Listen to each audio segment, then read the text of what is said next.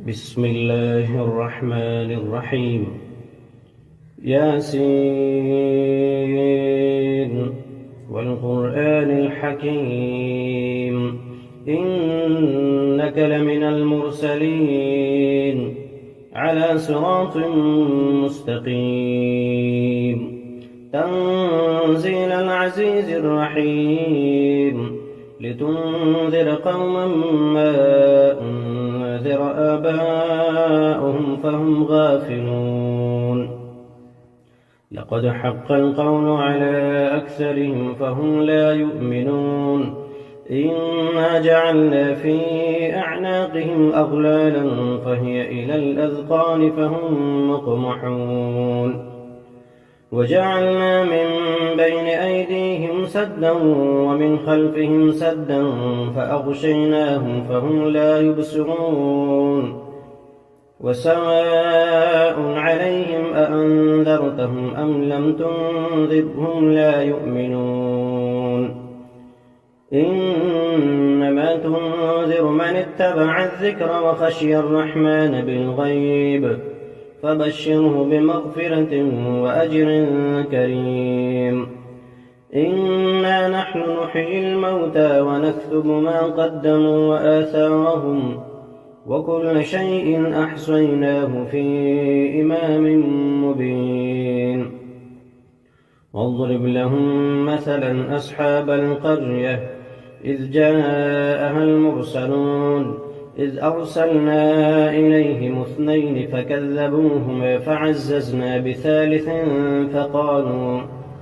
فقالوا إنا إليكم مرسلون قالوا ما أنتم إلا بشر مثلنا وما أنزل الرحمن من شيء إن أنتم إلا تكذبون قالوا ربنا يعلم إنا إليكم لمرسلون وما علينا إلا البلاغ المبين قالوا إنا تطيرنا بكم لئن لم تنتهوا لنرجمنكم وليمسنكم منا عذاب أليم قالوا طائركم معكم أئن ذكرتم بل أنتم قوم مسرفون وجاء من أقصى المدينة رجل يسعى قال يا قوم اتبعوا المرسلين اتبعوا من لا يسألكم أجرا وهم مهتدون وما لي لا أعبد الذي فطرني وإليه ترجعون أأتخذ من دونه آلهة إن يردني الرحمن بضر لا تغن عني شفاعتهم شيئا ولا ينقذون إني إذا لفي ضلال مبين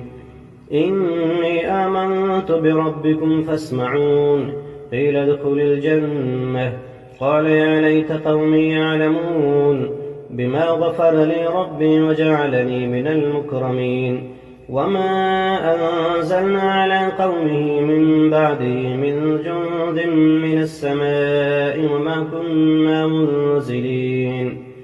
إن كانت إلا صيحة واحدة فإذا هم خامدون يا حسرة على العباد ما يأتيهم من رسول إلا كانوا به يستهزئون ألم يروا كم أهلكنا قبلهم من القرون أنهم إليهم لا يرجعون وإن كل لما جميع لدينا محضرون وآية لهم الأرض الميتة أحييناها وأخرجنا منها حبا فمنه يأكلون وجعلنا فيها جنات من نخيل وأعناب وفجرنا فيها من العيون ليأكلوا من ثمره وما عملته أيديهم أفلا يشكرون سبحان الذي خلق الأزواج كلها مما تنبت الأرض ومن أنفسهم ومما لا يعلمون وآية لهم الليل نسلخ منه النهار فإذا هم مظلمون والشمس تجري لمستقر لها ذلك تقدير العزيز العليم والقمر قدرناه منازل حتى عاد كالعرجون القديم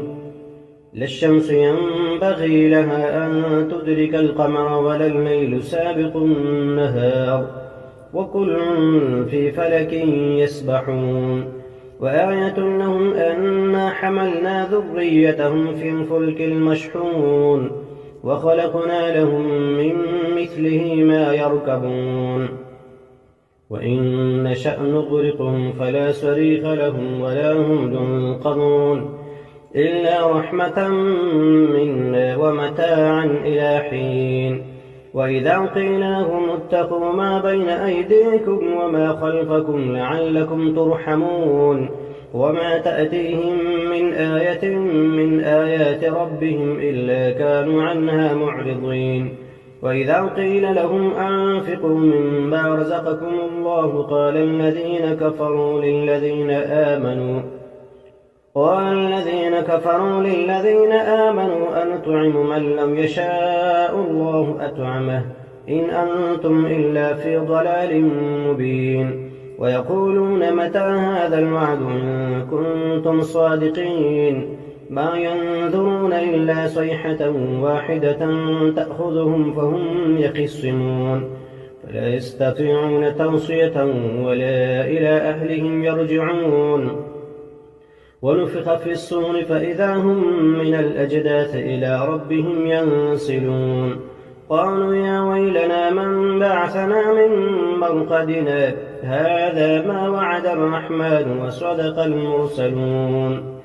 إن كانت إلا صيحة واحدة فإذا هم جميع لدينا محضرون فاليوم لا تظلم نفس شيئا ولا تجزون إلا ما كنتم تعملون إن أصحاب الجنة اليوم في شغل فاكهون هم وأزواجهم في ظلال على الأرائك متكئون لهم فيها فاكهة ولهم ما يدعون سلام قولا من رب رحيم وامتازوا اليوم أيها المجرمون ألم أعهد إليكم يا بني آدم ألا تعبدوا الشيطان إنه لكم عدو مبين وأن اعبدوني هذا صراط مستقيم ولقد أضل منكم جبلا كثيرا أفلم تكونوا تعقلون هذه جهنم التي كنتم توعدون اصلوها اليوم بما كنتم تكفرون اليوم نختم على أفواههم وتكلمنا أيديهم وتشهد أرجلهم بما كانوا يكسبون ولو نشاء لطمسنا على أعينهم فاستبقوا الصراط فأنى يبصرون ولو نشاء لمسخناهم على مكانتهم فما استطاعوا مضيا ولا يرجعون ومن نعمره ننكسه في الخلق أفلا يعقلون وما علمناه الشعر وما ينبغي له إن هو إلا ذكر وقرآن مبين لينذر من كان حيا ويحق القول على الكافرين أولم يروا أنا خلقنا لهم مما عملت أيدينا أنعاما فهم لها مالكون وذللناها لهم فمنها ركوبهم ومنها يأكلون ولهم فيها منافع ومشارب أفلا يشكرون واتخذوا من دون الله آلهة لعلهم ينصرون لا يستطيعون نصرهم وهم لهم جند محضرون فلا يحزنك قولهم إنا نعلم ما يسرون وما يعلنون أولم ير الإنسان أنا خلقناه من نطفة فإذا هو خصيم مبين وضرب لنا مثلا ونسي خلقه قال من يحيي العظام وهي رميم قل يحييها الذي أنشأها أول مرة وهو بكل خلق عليم الذي جعل لكم من الشجر الأخضر نارا فإذا أنتم منه توقدون أوليس الذي خلق السماوات والأرض بقادر على أن يخلق مثلهم بلى وهو الخلاق العليم إنما أمره إذا أراد شيئا أن يقول له كن فيكون. فسبحان الذي بيده ملكوت كل شيء وإليه ترجعون. بسم الله الرحمن الرحيم. الحمد لله الذي أنزل على عبده الكتاب ولم يجعل له عوجا قيما لينذر بأسا شديدا من لدنه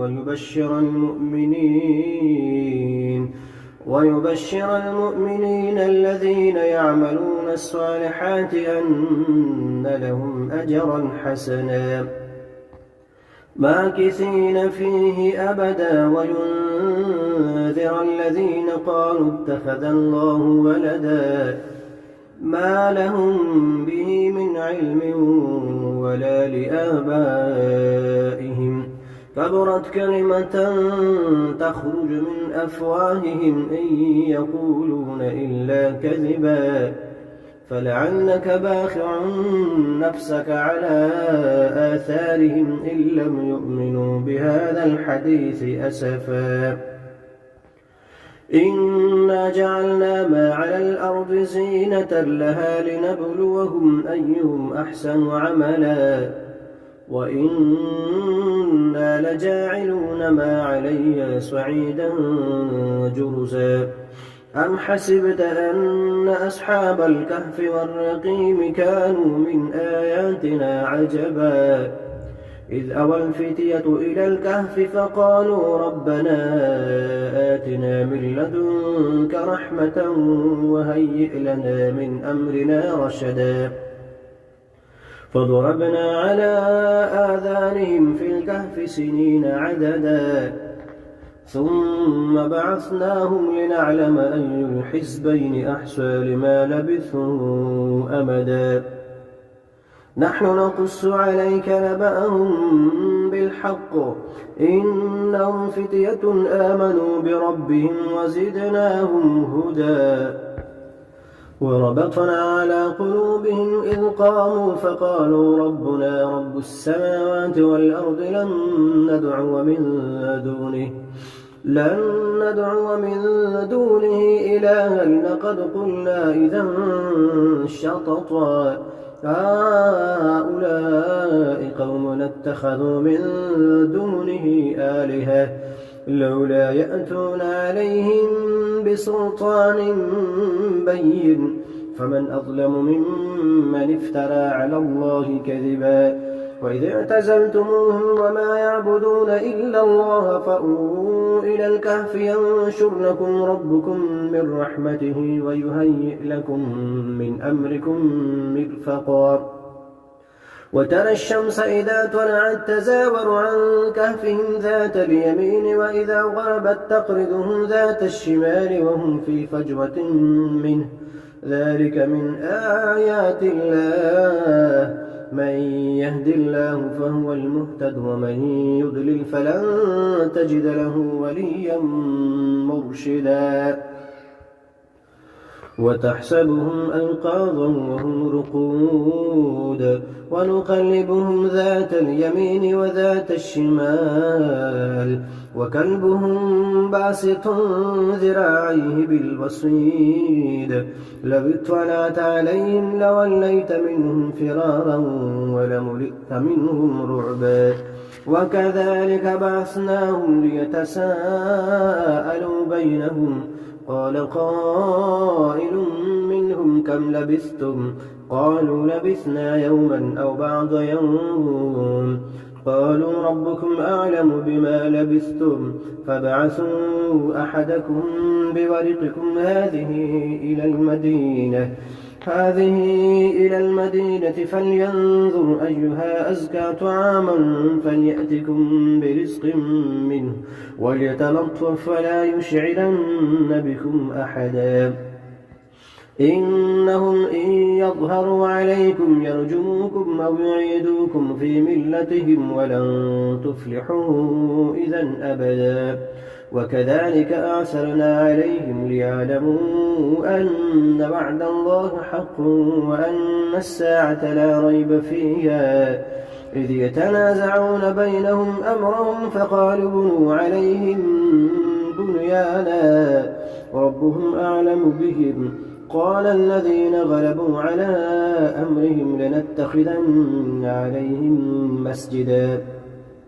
سيقولون ثلاثة رابعهم كلبهم ويقولون خمسة سادسهم كلبهم رجما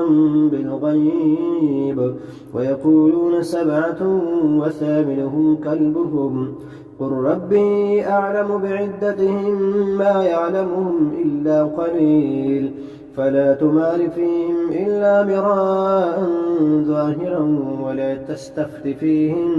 منهم أحدا ولا تقولن لشيء إني فاعل ذلك غدا إلا أن يشاء الله واذكر ربك إذا نسيت وقل عسى أن يهديني ربي لأقرب من هذا رشدا ولبثوا في كهفهم 300 سنين وازدادوا 9 قل الله أعلم بما لبثوا له غيب السماوات والأرض أبصر به وأسمع ما لهم من دونه من ولي ولا يشرك في حكمه أحدا واتل ما أوحي إليك من كتاب ربك لا مبدل لكلماته ولن تجد من دونه ملتحدا واصبر نفسك مع الذين يدعون ربهم بالغداة والعشي يريدون وجهه ولا تعد عيناك عنهم تريد زينة الحياة الدنيا ولا تطع من أغفلنا قلبه عن ذكرنا واتبع هواه وكان أمره فرطا وقل الحق من ربكم فمن شاء فليؤمن ومن شاء فليكفر إنا أعتدنا للظالمين نارا أحاط بهم سرادقها وإن يستغيثوا يغاثوا بماء كالمهل يشوي الوجوه بئس الشراب وساءت مرتفقا إن الذين آمنوا وعملوا الصالحات إنا لا نضيع أجر من أحسن عملا أولئك لهم جنات عدن تجري من تحتهم الأنهار يحلون فيها من أسابر من ذهب ويلبسون ثيابا خضرا من سندس واستبرق متكئين فيها على الأرائك نعم الثواب وحسنت مرتفقا واضرب لهم مثلا رجلين جعلنا لأحدهما جنتين من أعناب وحففناهما بنخل وجعلنا بينهما زرعا كلتا الجنتين آتت أكلها ولم تظلم منه شيئا وفجرنا خلالهما نهرا وكان له ثمر فقال لصاحبه وهو يحاوره أنا أكثر منك مالا وأعز نفرا ودخل جنته وهو ظالم لنفسه قال ما أظن أن تبيد هذه أبدا وما أظن الساعة قائمة ولئن رددت إلى ربي لأجدن خيرا منها منقلبا قال له صاحبه وهو يحاوره أكفرت بالذي خلقك من تراب ثم من نطفة ثم سواك رجلا لكنه هو الله ربي ولا أشرك بربي أحدا ولولا إذ دخلت جنتك قلت ما شاء الله لا قوة إلا بالله إن ترني أنا أقل منك مالا وولدا فعسى ربي أن يؤتيني خيرا من جنتك ويرسل عليها حسبانا من السماء فتصبح صعيدا زلقا أو يصبح ماؤها غورا فلن تستطيع له طلبا وأحيط بثمره فأصبح يقلب كفيه على ما أنفق فيها وهي خابية على عروشها ويقول يا ليتني لم أشرك بربي أحدا ولم تكن له فئة ينصرونه من دون الله وما كان منتصرا هنالك الولاية لله الحق هو خير ثوابا وخير عقبا واضرب لهم مثل الحياة الدنيا كماء إن أنزلناه من السماء فاختلط به نبات الأرض فأصبح هشيما تذروه الرياح وكان الله على كل شيء مقتدرا المال والبنون زينة الحياة الدنيا والباقيات الصالحات خير عند ربك ثوابا وخير أملا ويوم نسير الجبال وترى الأرض بارزة وحشرناهم فلم نغادر منهم أحدا وعرضوا على ربك صفا لقد جئتمونا كما خلقناكم أول مرة بل زعمتم أن لن نجعل لكم موعدا ووضع الكتاب فترى المجرمين مشفقين مما فيه ويقولون يا ويلتنا ما لهذا الكتاب لا يغادر صغيرة ولا كبيرة إلا أحصاها ووجدوا ما عملوا حاضرا ولا يظلم ربك أحدا وإذ قلنا للملائكة اسجدوا لآدم فسجدوا إلا إبليس كان من الجن ففسق عن أمر ربه أفتتخذونه وذريته أولياء من دوني وهم لكم عدو بئس للظالمين بدلا ما أشهدتم خلق السماوات والأرض ولا خلق أنفسهم وما كنت متخذ المضلين عضدا ويوم يقول نادوا شركائي الذين زعمتم فدعوهم ولم يستجيبوا لهم وجعلنا بينهم موبقا ورأى المجرمون النار فظنوا أنهم مواقعوها ولم يجدوا عنها مصرفا ولقد صرفنا في هذا القرآن للناس من كل مثل وكان الإنسان أكثر شيء جدلا وما منع الناس أن يؤمنوا إذ جاءهم الهدى ويستغفروا ربهم إلا أن تأتيهم سنة الأولين أو يأتيهم العذاب قبلا وما نرسل المرسلين إلا مبشرين ومنذرين ويجادل الذين كفروا بالباطل ليدحضوا به الحق واتخذوا آياتي وما أنذروا هزوا ومن أظلم ممن ذكر بآيات ربه فأعرض عنها ونسي ما قدمت يداه إنا جعلنا على قلوبهم أكنة أن يفقهوه وفي آذانهم وقرا وإن تدعهم إلى الهدى فلن يهتدوا إذا أبدا وربك الغفور ذو الرحمة لو يؤاخذهم بما كسبوا لعجل لهم العذاب بل لهم موعد لن يجدوا من دونه موئلا وتلك القرى أهلكناهم لما ظلموا وجعلنا لمهلكهم موعدا وإذ قال موسى لفتاه لا أبرح حتى أبلغ مجمع البحرين أو أمضي حقبا فلما بلغا مجمع بينهما نسيا حوتهما فاتخذ سبيله في البحر سربا فلما جاوزا قال لفتاه آتنا غداءنا لقد لقينا من سفرنا هذا نصبا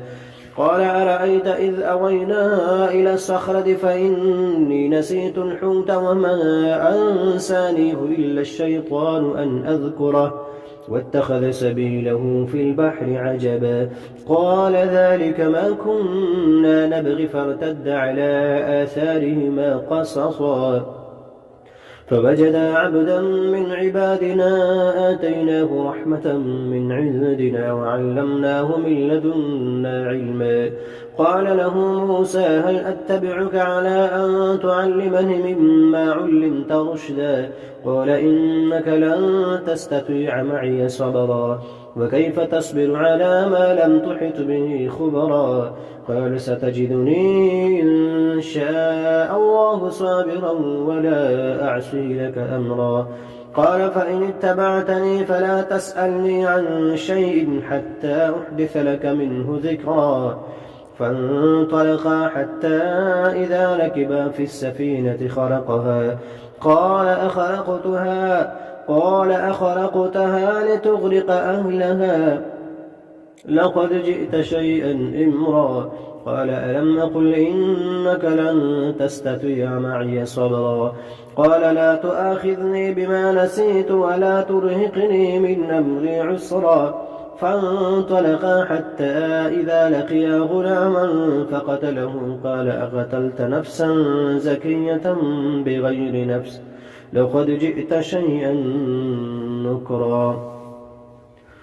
قال ألم نقل لك إنك لن تستطيع معي صبرا؟ قال إن سألتك عن شيء بعدها فلا تصاحبني قد بلغت من لدني عذرا. فانطلقا حتى إذا أتيا أهل قرية استطعما أهلها فأبوا أن